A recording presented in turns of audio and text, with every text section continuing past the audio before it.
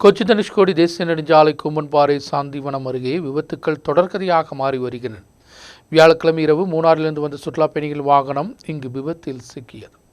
கொச்சி தனுஷ்கோடி தேசிய நெடுஞ்சாலையில் கூம்பன்பாறை சாந்தி கவாடம் அருகில்தான் விபத்துக்கள் தொடர்ந்து வருகிறது. சமமான பகுதி என்பதால் வாகனங்கள் அதிக வேகத்தில் வருவதும் இந்த பகுதியில்தான். பெரிய வளைவும் வீதி குறைந்ததும் ஒரு பகுதியில் பெரிய பள்ளமும் ஆபத்துகளை அதிகரிக்கிறது. இந்த பகுதியில் வியாழக்கிழமை இரவு மூணாறிலிருந்து சுற்றுலா பயணிகள் பயணம் செய்த வாகனம் பள்ளத்தில் கவிழ்ந்தது. அதிர்ஷ்டவசமாகத்தான் வாகனத்தில் இருந்தவர்கள் உயிர் தப்பினர். சில நாட்களுக்கு முன்பு இந்த பகுதியில் ஜீப் பள்ளத்தில் கவிழ்ந்து ஒருவருக்கு பலத்த காயம் ஏற்பட்டிருந்தது. இரண்டு பகுதியில் வரும் வாகனங்களுக்கு இந்த பகுதியில் ஒரே நேரத்தில் கடந்து செல்ல முடியாத நிலையில் வீதி குறைவாகும். இதனால் വാഹനങ്ങളെ നിർത്ത മുയற்சிக்கும் നേരത്തിൽ വിപത്തുകൾ ഏർപ്പെടുகிறது.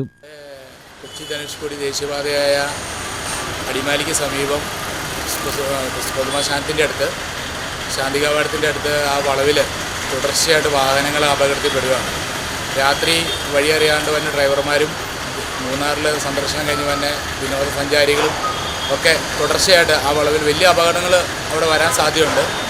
ഒരു ക്രാഷ് ബാരിയർ ഇല്ല, അവിടെ വെട്ടത്തിൻ്റെ കുറവുണ്ട്. അങ്ങനെയുള്ള പ്രശ്നങ്ങളൊക്കെ കാരണം നിരവധിയായ അപകടങ്ങൾ ഇപ്പോൾ ആ മേഖലയിൽ തുടർച്ചയായിട്ട് സംഭവിക്കുന്നുണ്ട്.